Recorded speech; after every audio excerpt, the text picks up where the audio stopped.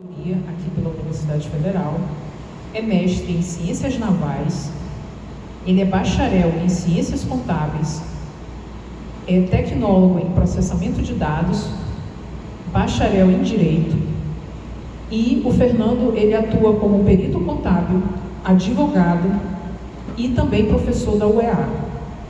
Ele tem uma vasta experiência na área de finanças pessoais, corporativas, ele já atuou também muitos anos como consultor do Sebrae, muita gente aqui, quando eu divulguei o evento, o pessoal reconheceu ele da consultoria do Sebrae, e também é empresário, tá? Então, eu tentei resumir o currículo do Fernando, mas quando passar a palavra, antes dele iniciar a palestra, eu gostaria que ele complementasse também o currículo dele, alguma coisa que ele ache destaque, porque isso foi um resumo, como vocês veem, é um currículo muito vasto, o Fernando tem muita experiência.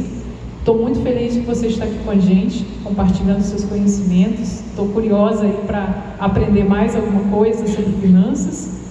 Seja muito bem-vindo, meu amigo. E a partir desse momento, a palavra é sua. Muito obrigada. Boa noite a todos. Fernando Macedo. A Silvia é amiga, né? E costuma dizer que os amigos mentem para enaltecer os outros, né? Não é mentira não, pode olhar no currículo, tem um monte de coisa mais lá. A Silvia é uma pessoa que eu conheci no mestrado, em 2007, e acho que foi a pessoa que eu mais me afinizei. Quer dizer, me afinizei com muita gente, né? Que é meu normal, mas com ela a gente trocou muita figurinha, fizemos a nossa dissertação praticamente juntos, né? E ela falou que é um prazer, né, que eu esteja aqui, e para mim é uma honra, ok?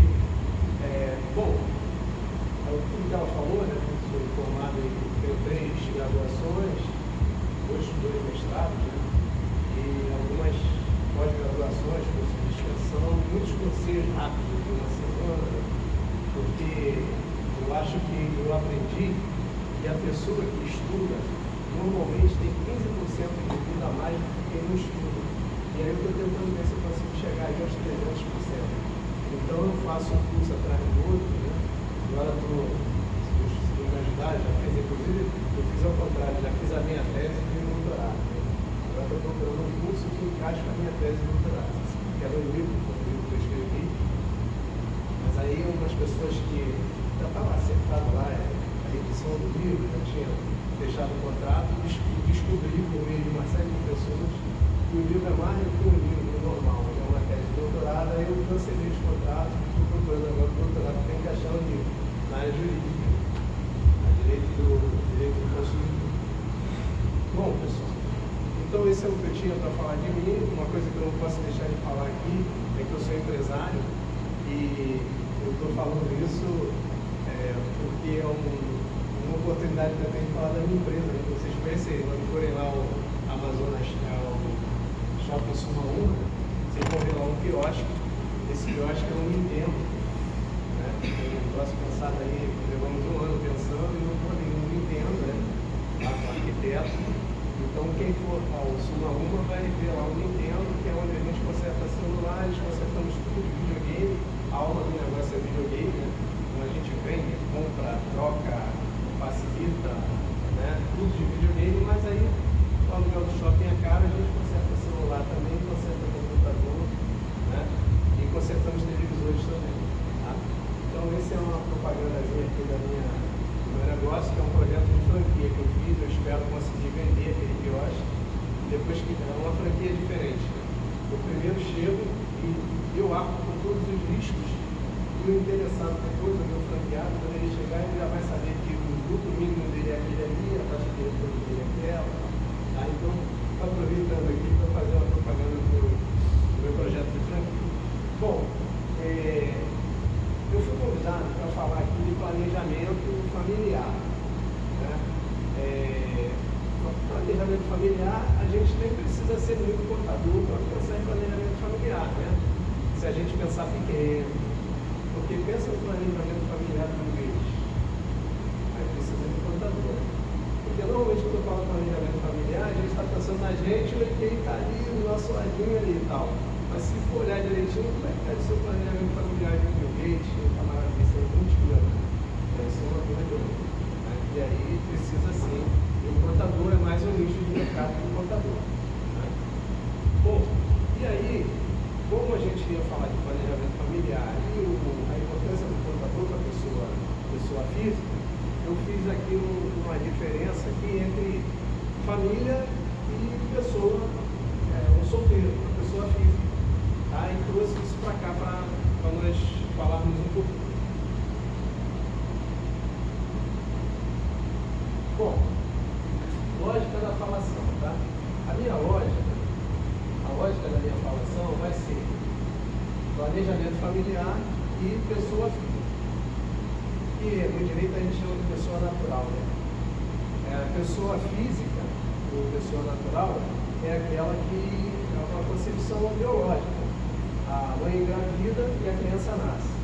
E a pessoa jurídica é uma concepção, uma concepção biológica, a pessoa física. E a pessoa jurídica é uma concepção ideológica. Eu penso, como o caso da minha empresa, eu sempre tive o sonho de ser empreendedor. E já tentei várias vezes. E a última que eu tentei é essa empresa que eu estou tentando agora transformar numa franquia. Isso é uma coisa da diferença. Tá legal. Então, a diferença, né, é que a pessoa jurídica ela é uma concepção ideológica. A gente pensa e aí a gente tem uma cria ideológica. No caso do filho, né, natural ali, a pessoa física é uma cria natural, biológica. Né? A pessoa jurídica ela é uma cria ideológica. Então, a lógica maior é planejamento familiar. Né? E a lógica menor é pessoa física.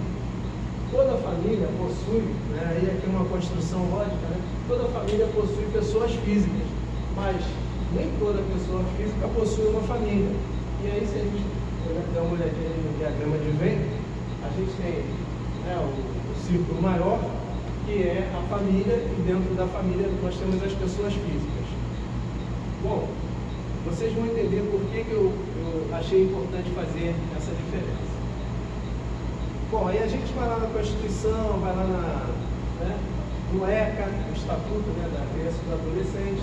Na Constituição a gente tem lá a família. O que é a família? Né?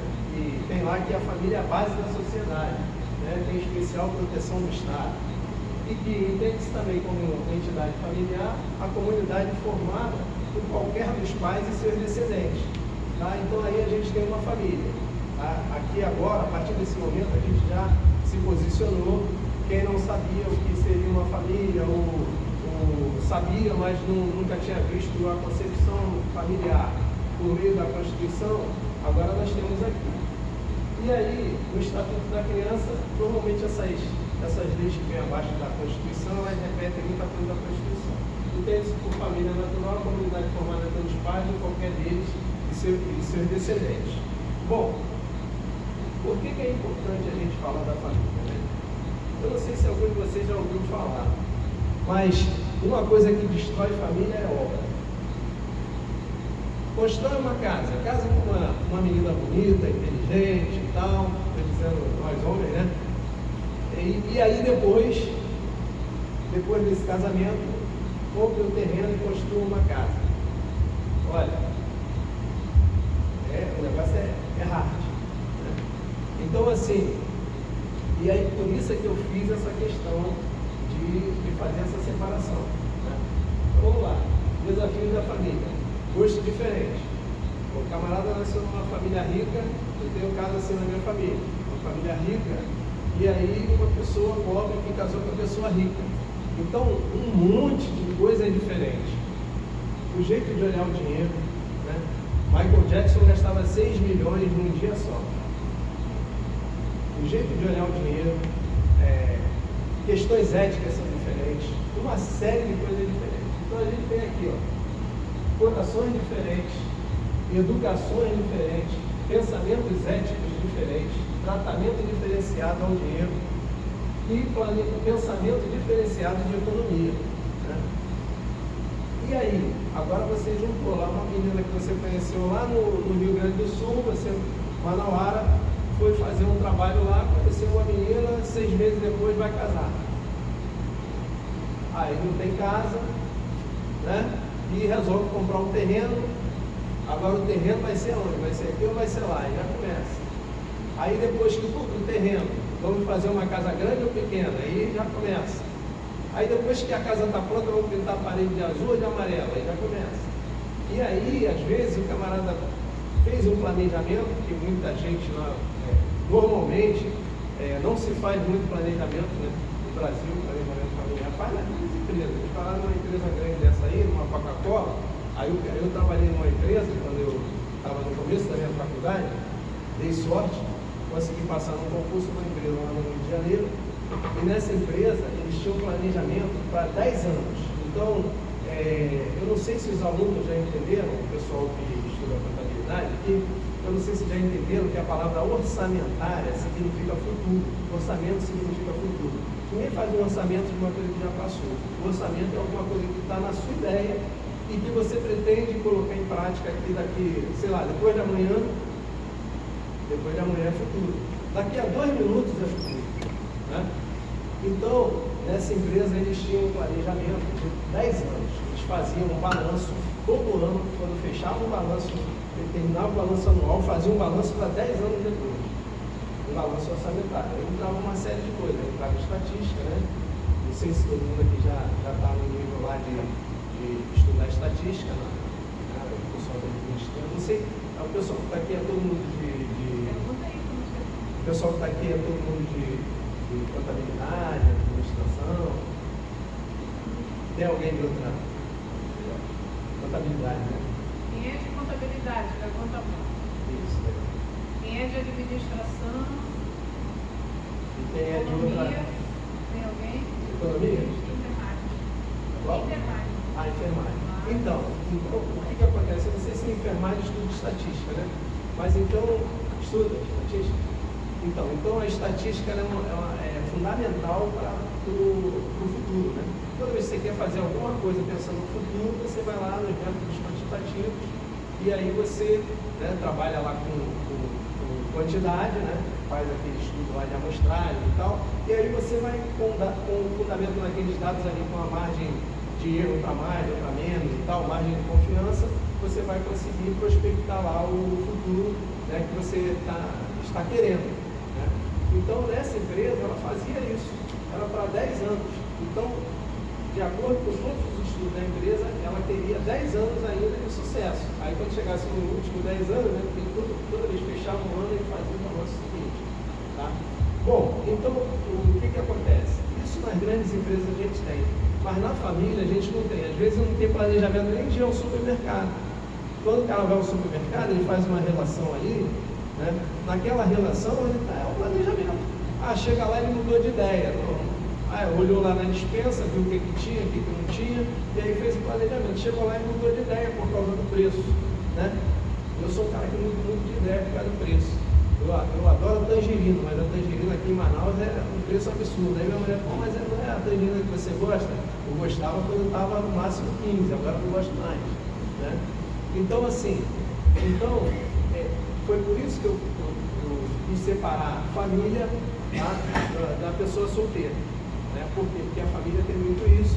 E aí aqueles que estiverem aqui namorados, ou casados, ou com intenção de casar, eu espero que essa falação sirva para o futuro, né?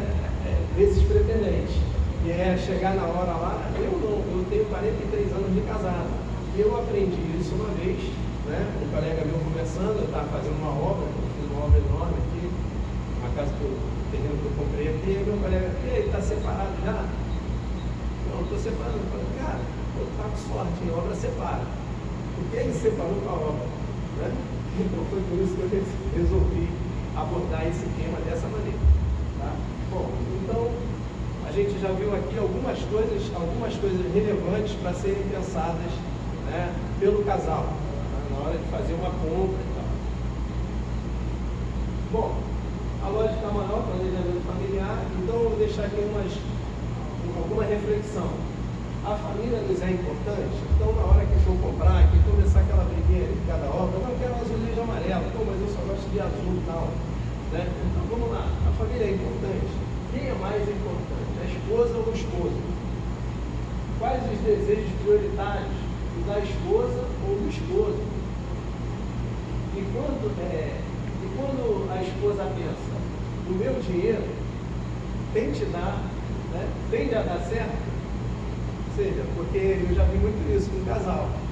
Ela foi ao cabeleireiro, gastou R$267 para acertar o cabelo, pô, mas a gente tinha outra coisa para fazer, não sei o quê. Não, mas a gente trabalha e consegue ganhar o meu dinheiro. Quer dizer, não é o meu dinheiro. Aí misturou tudo, não é isso? Então, mas isso é uma questão de quê? Daquilo que a gente falou lá atrás, a visão do dinheiro, a visão de economia, né? Ética, né? Pô, se eu tenho meu marido e o meu marido está trabalhando, e eu também estou trabalhando, mas a gente está ralando junto e tal, então vamos pensar junto agora na hora de comprar, né? Bom, então, e quando a esposa pensa o meu dinheiro, tende a dar certo? Né? Então, o desejo da família não seria prioridade? Então, eu acho que esse é o fundo do planejamento familiar. O resto são dicas, né? Bom, o desejo da família não seria prioridade? Então, entender que a família será um ponto fulcral, né? Que se viva com saúde, para que se viva com saúde financeira, né?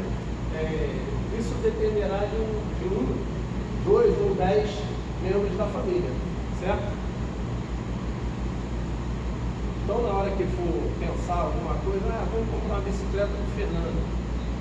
Vai papai e mamãe senta, e o Fernando também senta lá. O Fernando não tem voz nenhuma, claro, ele trabalha. Ele vai receber ou não vai receber a bicicleta, mas não custa nada, deixa ele sentar aí, vai já aprendendo e tem um planejamento aqui dentro de casa.